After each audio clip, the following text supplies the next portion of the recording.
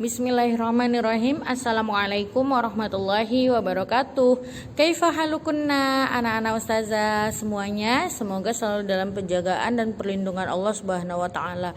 Semoga kita sehat walafiat semuanya dan semoga pandemi ini segera berakhir ya, biar kita langsung bisa masuk sekolah dan bisa belajar tatap muka kembali. Oke, hari ini kita akan mempelajari tentang kiamat sughra. Tapi sebelum itu tentunya kita harus membaca basmalah terlebih dahulu. Bismillahirrahmanirrahim. Rabbi zidna ilman warzuqna fahman. Oke, kita masuk pembelajarannya, yaitu kiamat sughra. Kiamat sughra itu apa, Za? Kiamat sughra itu dalam arti Indonesianya, sughra itu artinya kecil. Jadi ini kiamat kecil, tanda-tanda kiamat kecil, yaitu yang mana kiamat yang terjadi ketika manusia masih berada di dalam dunia. Kalau kiamat kubro itu udah terjadi sampai perpisahan antara dunia untuk ke akhirat. Nah, kalau kiamat sughra ini manusia lainnya masih di dalam dunia. Dan apa saja bentuk-bentuk kiamat sughra, yaitu yang akan kita bahas hari ini ada dua, yaitu tentang kematian dan sakaratul maut. Yang pertama kematian. Apa itu kematian? Kematian itu adalah proses terpisahnya roh dari jasad. Jadi beda ya nak, roh sama jasad itu beda. Jadi roh itu adalah jiwa kita, jasad itu adalah tubuh kita atau fisik kita, yang mana ada tangan, ada kaki, ada muka, nah itu jasad. Tapi kalau roh itu jiwa kita. Jadi kematian itu adalah terpisahnya roh dari jasad. Nah, jasadnya masih ada di dunia, tapi rohnya sudah dicabut oleh malaikat maut. Dan kematian ini telah Allah tetapkan di Lauhul Mahfuz. Datangnya tidak bisa lebih cepat dan tidak bisa lebih lambat. Jadi semua itu sudah ditentukan. Nah, kita lanjutkan yang kedua, sakaratul maut. Sakaratul maut adalah saat-saat terakhir roh berada di dalam jasad. Ada dua kondisi manusia ketika menjalankan sakaratul maut, yaitu yang pertama sakaratul maut orang mukmin dan sakaratul maut orang kafir.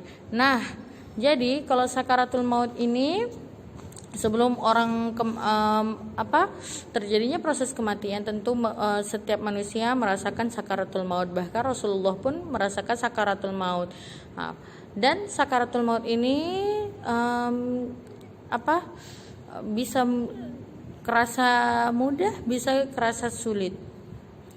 Nah, tergantung dengan amalan kita, tergantung dengan keimanan kita ketika di dunia. Bagi orang yang mukmin, maka akan melewati proses sakaratul maut dengan baik. Oke, yang kita masuk ya, sakaratul maut orang mukmin, yaitu dia akan didatangi oleh malaikat maut dengan wajah yang berseri-seri dan ramah, bersinar-sinar, karena ini orang mukmin nih. Jadi prosesnya mudah sekali. Tetapi nanti kita bahas yang orang kafir ya.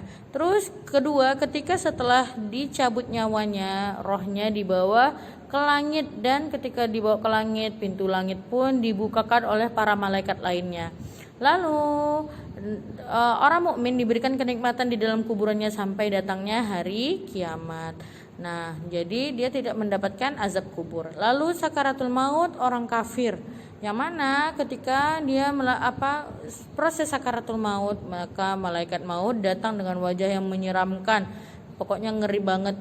Nah, terus ketika sudah dicabut nyawanya dan rohnya itu dibawa ke langit, maka para malaikat yang menjaga langit tidak mau membukakan pintunya, karena ini rohnya orang kafir, jadi nggak mau malaikat membukakannya. Dan ketika dia meninggal mendapatkan azab sampai datangnya hari kiamat. Oke, pembelajaran kita sampai di sini dulu ya nak. Jazakumullahu khairan. Nanti dibaca-baca lagi bukunya. Jika ada yang tidak dipahami, segera tanyakan kepada ustazah. Jazakumullahu khairan.